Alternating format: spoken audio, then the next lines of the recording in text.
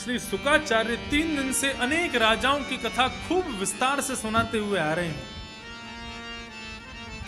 सूर्यवंश खूब विस्तार से सुनाया, चंद्रवंश भी खूब विस्तार से सुनाया, लेकिन सबको सुनाते सुनाते सुनाते सुनाते जैसे ही कृष्ण कथा प्रारंभ में पहुंचे तो एक परीक्षा ले ली उन्होंने परीक्षित की। क्या? कथा सुनाते सुनाते जैसे ही कृष्ण कथा प्रारंभ होने लगी, परीक्षित और ज्यादा उत्सुक होने लगे कि अब आएगी कृष्ण कथा, अब आएगी कृष्ण कथा। लेकिन जैसे ही कृष्ण कथा प्रारंभ हुई, श्री परीक्षित जी महाराज को शुकाचार्य जी ने 2 श्लोकों में संपूर्ण कृष्ण कथा सुना दी। मथुरा में जन्म लिए, गोकुल में लीला किए, वृंदावन में रास विहार किए, कालिया मर्दन किया, मथुरा जाकर के अपने मामा कंस का वध किया, अपने माता पिता देवकी वसुदेव को मुक्त करके भगवान गुरुकुल गए, लौट करके आए, जरासंध से युद्ध करके भगवान द्वारिका गए, विवाह किए, महाभारत युद्ध करा करके भगवान प्रोच्चोद्धवाय च परम समगात स्वधाम, अपने प्रिय उद्धव को भगवान ज्ञान प्रदान करते हुए स्वधाम को प्रस्थान कर। ये तो उस प्रकार किया गया परीक्षित के साथ जिस प्रकार प्यासे के सामने पानी लोगे पीछे हटा रहे हो गिलास को, वो जैसे जैसे पास आ रहा है आप पीछे करते जा रहे हो और अंत में जाकर के आपने क्या किया, उसी के सामने संपूर्ण गिलास के जल को फैला दिया। प्यासे व्यक्ति के सामने पानी को फैला दोगे तो उस समय इतनी भयंकर प्यास हो कि वो समुद्र को पीने की सोच रहा हो, उस समय एक गिलास पानी भी उसके सामने व्यर्थ कर दिया जाए, उस समय वो मरना अच्छा समझेगा, वो अपनी मृत्यु को श्रेष्ठ मानेगा। श्री भक्तमाल जी में जब परीक्षित का वर्णन किया गया तो परीक्षित जी के लिए संबोधन किया गया है, श्रवण रसिक कहूं सुने ना परीक्षित से।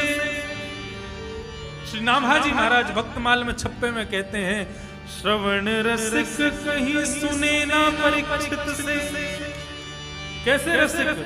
बोले पान हूं करत लागी कोटि गुण प्यास। कैसे रसिक हैं? बोले एक तो होता है प्यासा पानी पीता जाए तो जैसे जैसे पीता जाए प्यास बुझती जाती है, लेकिन ये परीक्षित कैसा प्यासा है? बोले जैसे जैसे कथा सुनता जा रहा है उतनी प्यास प्रगाढ़ होती जा रही है,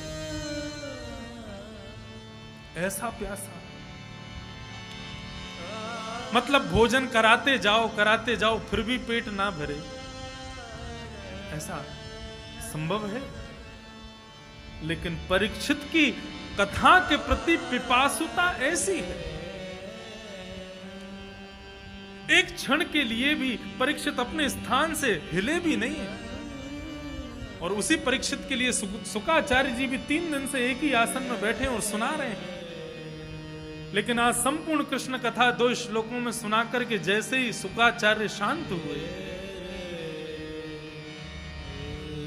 परीक्षित के सामने से मानो भोजन की थाली लगा करके उठा ली हो। परीक्षित प्रार्थना कर रहे हैं अति विनम्र होकर के, कथितो वंश विस्तारो भवता सोम सूर्ययो। आपने चंद्रवंश विस्तार से सुनाया, सूर्यवंश विस्तार से सुनाया, उसी प्रकार जिस कृष्ण ने मेरी गर्भ में रक्षा की है उन कृष्ण का भी लीला मुझे विस्तार से सुनाइए प्रभु। ये अद्भुत चरित्र इस प्रकार सूक्ष्म से मत सुनाइए भगवान। मैं सुनने के लिए बैठा हूं, मैं सुनना चाहता हूं आपसे।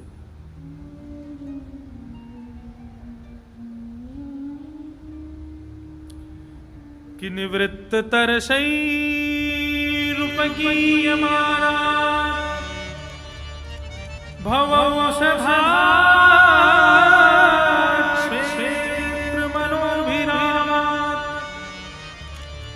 उत्तम श्लोक गुणानुवादा पुमान विरजेत विना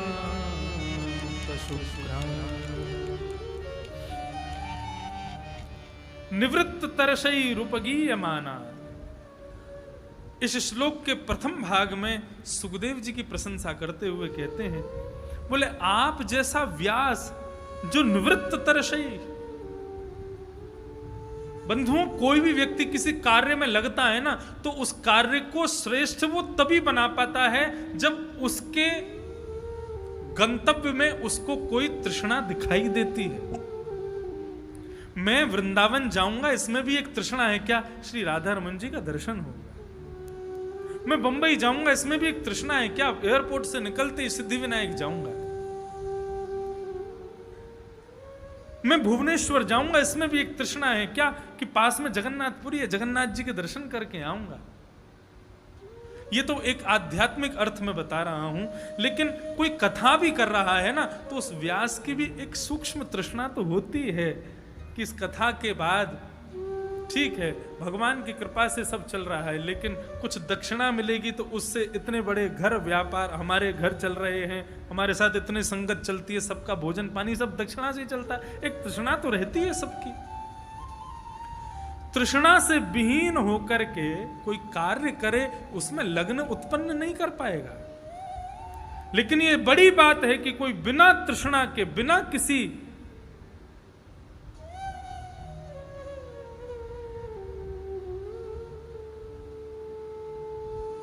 प्रलोभन के किसी कार्य में लगन को प्रस्तुत करे।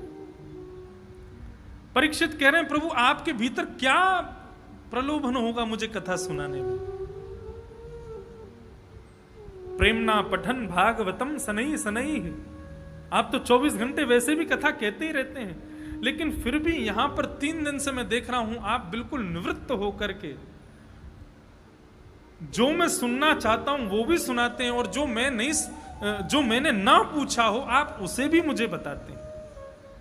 और एक बात होती है कि कथा सुनाने वाला श्रोता पर, यजमान पर गुस्सा नहीं करता। अरे भाई यजमान है तो अच्छा, हमारी कथा करा रहा है। लेकिन आप तो बीच बीच में मुझ पे गुस्सा भी हो जाते हैं। इससे पता चलता है कि आप निवृत्त तरसी हैं। वक्ता का अधिकार होना चाहिए कि वो श्रोताओं पे गुस्सा कर सके, लेकिन आजकल अधिकार खत्म हो गया। अगर वक्ता ने जरा सा गुस्सा कर दिया तो फिर श्रोता दूसरे दिन से मुंह बैठा बनाए बैठे रहेगा। यजमान करोड़ों रुपया लगा के कथा करा रहे हैं इनकी सुनने के लिए, लेकिन व्यास को भी चाहिए बेफिजूल की बात पर नहीं सुना। कथा की मर्यादा कहीं विक्षेप हो रही हो तो क्षमा कीजिए, वक्ता को अधिकार है कि बीच कथा में वो डांट भी सकता है। सुखदेव जी ने डांटा है, 2, 3, 4 बार फटकारा है परीक्षित जी को। वो मर्यादा का उल्लंघन किया, ऐसे नहीं। वो विषय कहीं आरास पंचाध्यायी में आएगा, वहां पर फटकारते हैं। हमारे पूज्य नाना जी श्री कृष्णलाल शास्त्री जी वो जब कथा करते थे, यजमानों को मीठी डांट भी लगाते थे बीच कथा में। क्यों? इससे पता चलता है कि वक्ता का कोई प्रलोभन नहीं है कथा सुनाने में।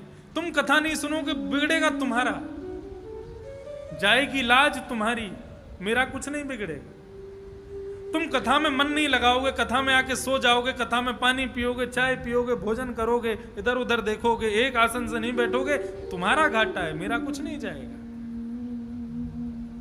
इसलिए तुम्हारे हित के लिए यदि वक्ता को क्रोध होकर के कहना पड़ जाए, भाई अशांति से बैठो, चुपचाप बैठो, कथा सुनो, तो इसमें यही समझना चाहिए कि वक्ता निवृत्त तरसई है। उसके अंदर कोई तृष्णा नहीं है, वो मेरे कल्याण के लिए बैठा है। उसका दायित्व है मुझे समझाए, बताए, संभाले। निवृत्त तरसई रूपगीयमाना। आप जैसा निवृत्त वक्ता मिले। और कथा कैसी कि भवौषधा छोत्र मनोभिरामा। और ये कथा ऐसी कथा जो कि कान रूपी इन कर्ण रंध्रों से एक रसायन के रूप में भवरोग को दूर करने वाली एक कथा पिलाई जा रही हो, ऐसी कथा पिलाई जा रही हो, ऐसे वक्ता के द्वारा पिलाई जा रही हो उस बीच में मेरी या अन्यत्र किसी की सुनने की इच्छा नहीं है, या हम उठना चाहते हैं, या हम कहीं जाना चाहते हैं, या भोजन करना चाहते हैं, पीना चाहते हैं, ऐसा हो ही नहीं सकता। ये इसलिए कह रहे हैं क्योंकि ऐसा आता है कि श्री शुकाचार्य जी ने मानो कहा होगा कि भैया 3 दिन से एक ही आसन पर बैठे हो, 24 घंटा कथा सुन रहे, थोड़ा उठ जाओ, थोड़ा घूम लो, कुछ खा लो, कुछ पी लो। उसके प्रति उत्तर में श्री परीक्षित जी महाराज कह रहे हैं,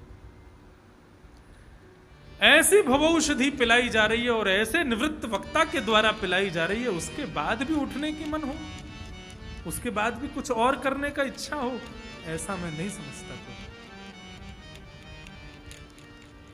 प्रभु उत्तम श्लोक भगवान की मंगलमयी कथा आप सुना रहे हैं, मुझे कृपया कर बताइए। फिर प्रश्न किए परीक्षित ने, क्वा ब्रजम क्वा वासम ब्रजे वसन किम करोन, भगवान ब्रज में बसे, ब्रज में रहकर के क्या किया। मधुपुर्या च केशव, मधुपुर यानी मथुरा में भगवान ने क्या किया। भ्रातरम चावधीत कंशम, मातृ, यहां पर एक बात कही गई, बोले कि उन्होंने अपने मामा को मार दिया, कंस को। जबकि ऐसा तो नीति शास्त्र आदि भी कहते हैं, मनुस्मृति भी कहती है कि संसार में माता और पुत्र के प्रेम के बाद सबसे न्यारा प्रेम होता है मामा भांजे का। आप किसी को भी उठा करके देख लीजिए, किसी से पूछिए तुम्हारे मामा हैं, बोले हाँ हैं, तुम्हारी कैसी है उनसे, बोले अरे बड़ी चक बनी रहती है। मामा से भांजे की सदैव मित्रतावत ही प्रेम होता है, क्योंकि माँ तो एक है, मामा 2 माँ हैं। बहुत कम ऐसा सुनने को मिलेगा कि मामा से कहीं लड़ाई हो। ये पहले ही होंगे भगवान कृष्ण जिन्होंने अपने मामा को मार दिया। ये मामा और भांजे में दोनों में बैर है। तो ये प्रश्न तो विशेष रूप से पूछा है परीक्षित जी ने, उन्होंने अपने मामा को क्यों मार दिया। मामा भांजे का प्रेम तो प्रगाढ़ होता है, बहुत अद्भुत होता है, बहुत निर्मल होता है, फिर उन्होंने क्यों मार दिया। मुझे कृपया कर ये सब आप विस्तार से बताइए। और फिर क्या कह रहे हैं, नैषाति दुस्सहा छुन्मा त्यक्तोदमपि बाधते पिबन्तं त्वं मुखाम्भोज च्युतं हरिकथामृतम्। हे प्रभु, आपके मुख से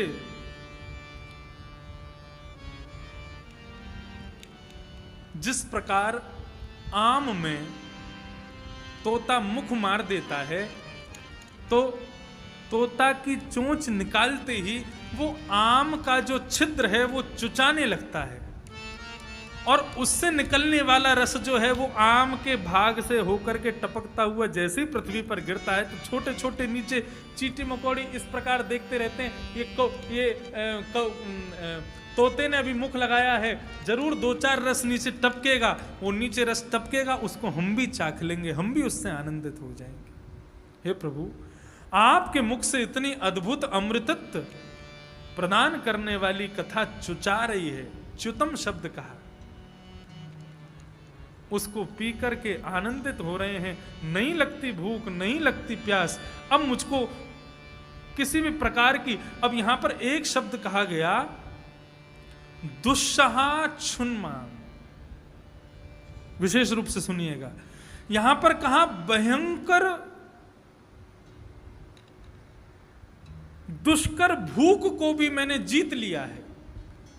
परीक्षित को कैसे पता कि भूख दुष्कर होती है? भूख प्यास बहुत कठिन है उसको जीतना, ये परीक्षित को कैसे पता? क्योंकि परीक्षित जानता है, इस भूख प्यास की वजह से ही तो मैंने शमीक ऋषि के गले में मरा हुआ सर्प डाला था।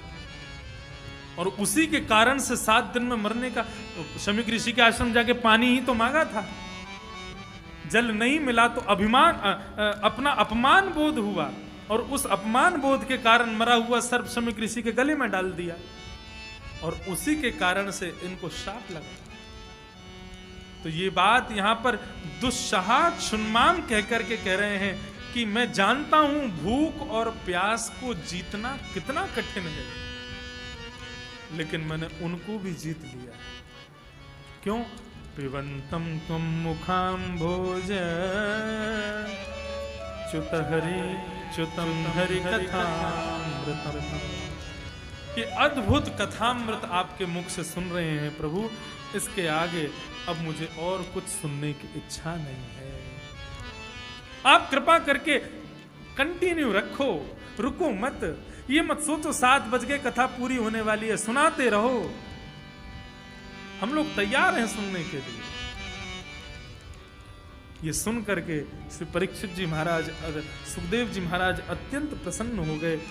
सम्यक व्यवसिता बुद्धि तब राजर्षि संतम वसुदेव वासुदेव कथायान्ते यज्जाता नैष्ठिकीर्ति। श्री सुखदेव जी महाराज कहते हैं अब तुम्हारी बुद्धि ठिकाने लगी है। सुखदेव, परीक्षित, हमारी बुद्धि ठिकाने लगी, हमको कैसे पता चले? हमारी बुद्धि अब सही जगह लग गई है, ये हमको कैसे पता लगे? बोले बुद्धि की रुचि कथा में ज्यादा हो, बुद्धि की रुचि भगवत दर्शन में ज्यादा हो, बुद्धि की रुचि भगवत मिलन में ज्यादा हो, बुद्धि की रुचि संत दर्शन में ज्यादा हो, बुद्धि की रुचि गिरिराज परिक्रमा में हो, बुद्धि की रुचि भगवत लीला भगवत उत्सवों में हो, तो समझो हमारी भी सम्यक व्यवस्थिता बुद्धि व्यवस्थित हो गई है। लोग कहते हैं ना बुद्धि ठिकाने लगाओ, बुद्धि ठिकाने लगाओ अपनी। ये ठिकाना कहाँ है? हमारा ठिकाना श्री राधा रमण जी के चरणार विंद हैं। उनमें यदि बुद्धि लग जाए तो समझो कि हमारी बुद्धि ठिकाने लग गई। गीता के 2 अध्याय में मैं गीता बार बार इसलिए ले रहा हूं क्योंकि अभी लॉकडाउन में आप सबको नहीं पता, हमने गीता पे भी प्रवचन किए थे, गोपनीय प्रवचन, क्योंकि गीता भी अद्भुत है। तो उस गीता में भगवान अर्जुन भगवान से एक प्रश्न करता है, और उस प्रश्न के उत्तर में भगवान बहुत सुंदर बात कहते हैं। अर्जुन प्रश्न करते हैं, स्थित प्रज्ञस्य का भाषा समाधि तस्य केशवः स्थित अधि किम प्रभाषेत किम आसीत ब्रजेत किम। अब यहां पर जो स्थित प्रज्ञ शब्द है, इसका मतलब वही कि जिसकी बुद्धि ठिकाने लगी है। अर्जुन पूछते हैं भगवान, बुद्धि ठिकाने जिनकी लग गई है वो कौन सी भाषा बोलते हैं? वो चलते कैसे हैं? वो बैठते कैसे हैं? उनका स्वभाव कैसा होता है? वो दिखते कैसे हैं? मुझे उनके बारे में आप बताइए। जिनकी बुद्धि व्यवस्थित हो गई है, व्यवस्थिता बुद्धि, वो लोग कैसे होते हैं? हमें उनके बारे में बताइए। भगवान उत्तर दे रहे हैं, बहुत ध्यान से सुनिए। ये गुण जिसमें दिखे समझो उसकी बुद्धि ठिकाने है। गीता में भगवान कह रहे हैं कि दुखे स्वनुद्विग्न मना सुखेषु विगत स्नेहा वीतराग भय क्रोध स्थित ही मुनि मुनिष्यते। अर्जुन, दुखे स्वद्विग्न मना, दुख में जिसका मन बहुत उद्विग्न नहीं होता हो। कई लोग होते हैं, जरा सा भी संकट आ जाता है लाल पड़ जाएंगे, मुंह चेहरा लाल पड़ जाता है, व्याकुल हो जाते हैं, अब क्या करें, अब क्या करें, अब क्या करें, कैसे करें, रात में सोएंगे नहीं, 3-3 बजे उठ करके चिंता करेंगे, क्या करें, कैसे करें। भगवान कहते हैं ये व्यवस्थित बुद्धि वाले का लक्षण नहीं है। व्यवस्थित बुद्धि वाला व्यक्ति जो है वो कभी दुख के आने पर उद्विग्न नहीं होता, मचलता नहीं है। शांत रहता है। और सुखेषु विगत स्पृहा, दुख में उद्विग्न नहीं होता और सुख में विगत स्पृहा। कई लोग होते हैं सुख में उनकी चाह और ज्यादा बढ़ जाती है। एक कवि गा रहे थे, चाह पैसे से रुपयों में, चाह आने से पैसे में जाने लगी, चाह पैसे से रुपयों में आने लगी, चाह रुपयों से गड्डी में जाने लगी, चाह गड्डी से घर में जाने लगी, चाह घर से गाड़ी में जाने लगी, चाह गाड़ी से होटल में जाने लगी, चाह होटल से बोतल में जाने लगी, ये चाह जाने न जाने क्या क्या कराने लगी, चाह दिल पे लगी दिल जरा हो गया, और चाह हरि से लगी दिल हरा हो गया। एक कवि गा रहे थे, थोड़ा ही सुना मैंने, तो सुखेषु विगत स्पृहा, दुख में उद्विग्न नहीं होता, मचलता नहीं है, और सुख में ज्यादा चाह करता नहीं है। वीतराग भय क्रोध, जो राग से रहित, राग मतलब आसक्ति से रहित है, भय से रहित है, क्रोध से रहित है, अर्जुन स्थित धी मुनि रुच्यते, उस व्यक्ति की बुद्धि ठिकाने लग गई है, ऐसा तुम जानना। ये उस व्यक्ति का लक्षण है। बहुत सारे भाव बताएं, अब पूरी गीता सुनाने बैठ जाएंगे तो फिर भागवत विमर्श नहीं होगा। भगवान स्थित बुद्धि वाले के लक्षण बता रहे हैं। अब लक्षण जान के क्या करोगे? हम सीधा बता रहे हैं, स्थित बुद्धि होगी कैसे? बोले भगवान की कथा में, भगवान के चरणारविंद में, भगवान से मिलने वाली किसी भी वस्तु में आपका मन लगने लग जाए, समझ जाइएगा अपने आप आपकी बुद्धि स्थित हो जाएगी, आपकी बुद्धि ठिकाने लग जाएगी। जीवन का एक ही मूल मंत्र बन जाए, क्या? इनके बिन मोहे कल ना परत है, कथा के बिन मेरे को सल नहीं पड़ती। ये ब्रजभाषा का शब्द है। मोहे सल ना पड़े, सल ना पड़े मतलब मुझे चैन नहीं पड़ता कथा के बिना। इनके बिन मोहे सल ना परत है, जानत मेरी छाती, ऊंचे चढ़ चढ़ पंथ निहारूं, ऊंचे चढ़ चढ़ पंथ निहारूं, रोए रोए अखियां प्यास गिरधर, ओ गिरधर, हाँ गिरधर, जन्म जन्म का साथ, गिरधर जन्म जन्म का साथी, गिरधर जन्म जन्म का साथी, गिरधर जन्म जन्म का साथी, गिरधर जन्म जन्म का साथी, गिरधर जन्म जन्म का साथी। ओ याए नहीं बिसरूं दिन राती, ओ याए नाय बिसरूं में दिन राती, ओ याए नहीं बिसरूं दिन राती, ओ याए नाय बिसरूं में दिन राती, गिरधर जन्म जन्म का साथी, गिरधर जन्म जन्म का साथी, गिरधर जन्म जन्म का साथी, गिरधर जन्म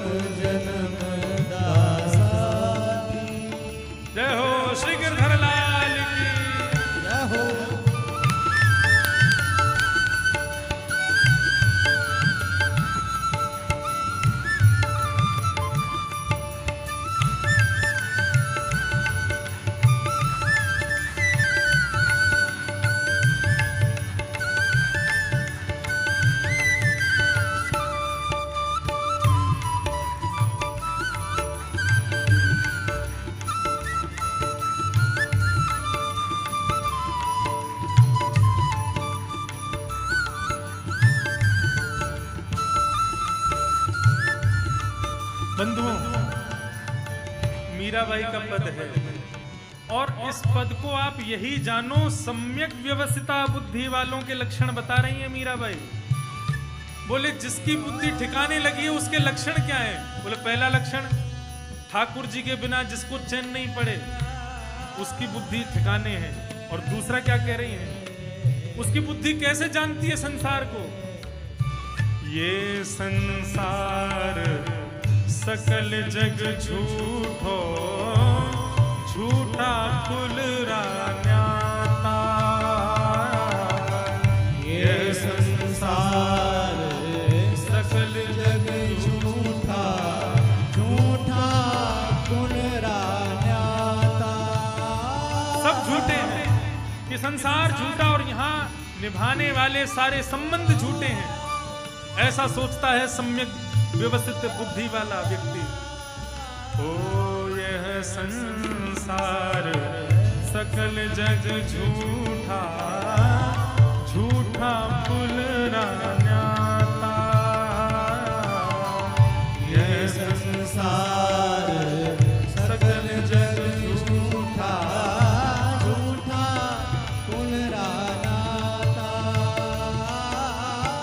तो कर जोड़ा रज करूं छूं, रज करूं छूं। तो कर जोड़ा रज करूं छूं। वही कर जोड़ा रज करूं छूं। सुन ली जो मारी बाती गिरधर, जन्म जन्म का साथी। गिरधर जन्म जन्म दासाथी। ओ याए नाय बिसरूं दिन राती। होया है नाय बिसरूं दिन राती। ओ याए नाय बिसरूं दिन राती।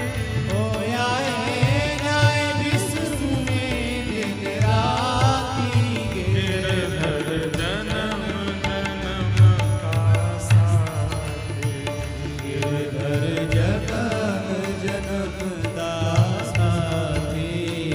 गिरधर जन्म जन्म का साथी।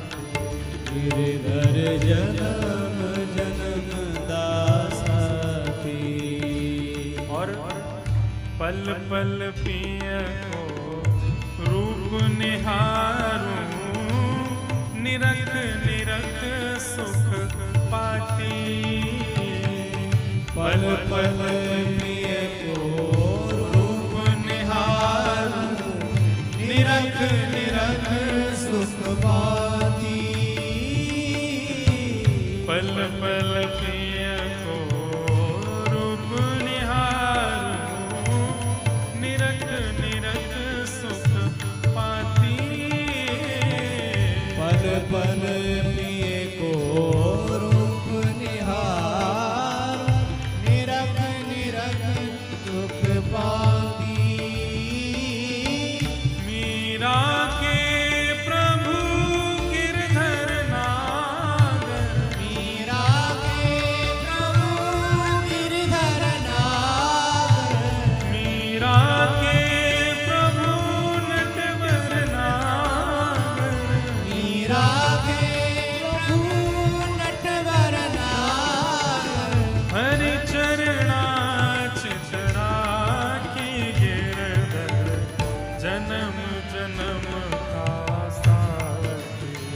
गिरधर जन्म जन्म करताल बजा के गाओ। साथी। गिरधर जन्म जन्म का साथी। गिरधर जन्म जन्म दासाथी। ओ याए नाय बिसरूं दिन राती। होया है नाय बिसरूं दिन राती। ओ याए नाय बिसरूं दिन राती। होया है नाय बिसरूं दिन राती। गिरधर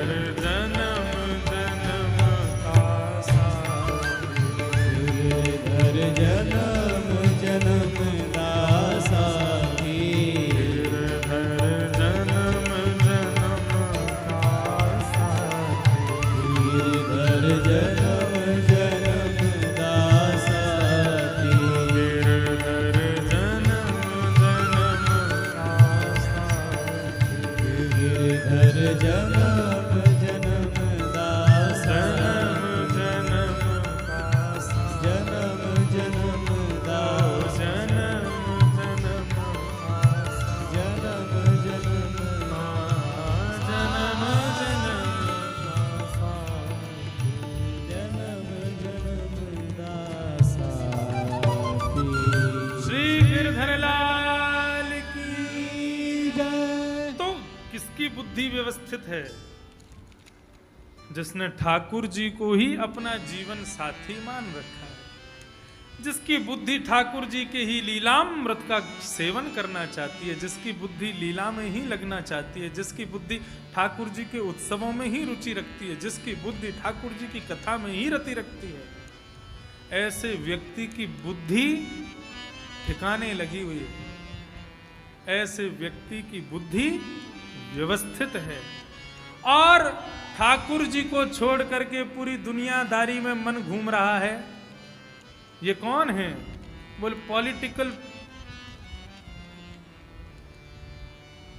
स्पेशलिस्ट, उसके स्पेशलिस्ट, उसके अरे तुम किसी के भी स्पेशलिस्ट हो, लेकिन गीता भागवत के अनुसार तुम्हारी बुद्धि अब भी ठिकाने नहीं है जब तक तुम ठाकुर जी के स्पेशलिस्ट नहीं हो। ठाकुर जी के चरणों में रति, यही हमारी बुद्धि। अरे बुद्धि व्यवस्थित चरणों में जाकर के होगी, या जिसकी बुद्धि व्यवस्थित है वही चरणाश्रित होता है, ऐसा नहीं। बुद्धि ठाकुर जी व्यवस्थित करते हैं जो उनके आश्रित हो जाता है। इस प्रकार श्री सुखदेव जी महाराज परीक्षित जी से कहते हैं, सम्यक व्यवस्थिता बुद्धि तब राजर्षि सत्तम। हे राजर्षि, तुम राजा नहीं, राजर्षि नहीं, राजर्षि सत्तम हो। क्यों? क्योंकि तुम्हारी बुद्धि अब व्यवस्थित हो गई। कैसे व्यवस्थित हो गई? वासुदेव कथायाम ते यज्जाता निष्ठ की रति। तुम्हारी इतनी नैष्ठिक रति है भगवान की कथा के प्रति, उससे समझ में आता है कि तुम्हारी बुद्धि व्यवस्थित हो गई। वक्तारम प्रक्षकम श्रोत्रम। तुम्हारे जैसा श्रोता होता है तो 3 लोगों को पवित्र करता है, वक्ता, श्रोता और प्रक्षक, पूछने वाला। जो इस प्रकार की श्रेष्ठ जिज्ञासा करता है, ऐसा व्यक्ति श्रेष्ठ है। क्यों? उसने जिज्ञासा प्रकट की, उसका मुख पवित्र हो गया। वक्ता ने कथा सुनाई, उनका मुख पवित्र हो गया। सुनने वालों ने कथा सुनी, उनका चित्त पवित्र हो गया। श्रीमद् भागवत गीता भागीरथी है ना, गंगा के समान है। जिस प्रकार गंगा में अवगाहन करने वाला व्यक्ति 3 देवों का रूप धारण करता है, ब्रह्मा, विष्णु, महेश। कैसे?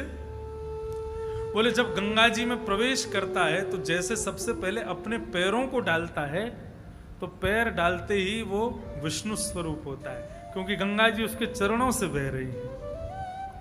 और गंगा जी कहां से बहती हैं? चरणों से निकली गंगा प्यारी, जिसने सारी दुनिया तारी। जैसे ही गंगा जी में प्रवेश करके डुबकी लगा करके ऊपर आता है, तो जलाशय उसके सिर पर होकर के जैसे ही ऊपर आता है तो अलकावलियों से लहराता हुआ नीचे आता है। उस समय वो शिव का स्वरूप होता है। और गंगा स्नान के बाद कमंडल में, कैन में, कैंपर में जब गंगा जल भर के बाहर निकलता है, तब ब्रह्मा का स्वरूप होता है। ब्रह्मा, विष्णु, महेश तीनों रूप धारण कराती है गंगा, इसलिए गंगा अत्यंत पवित्र मानी गई है।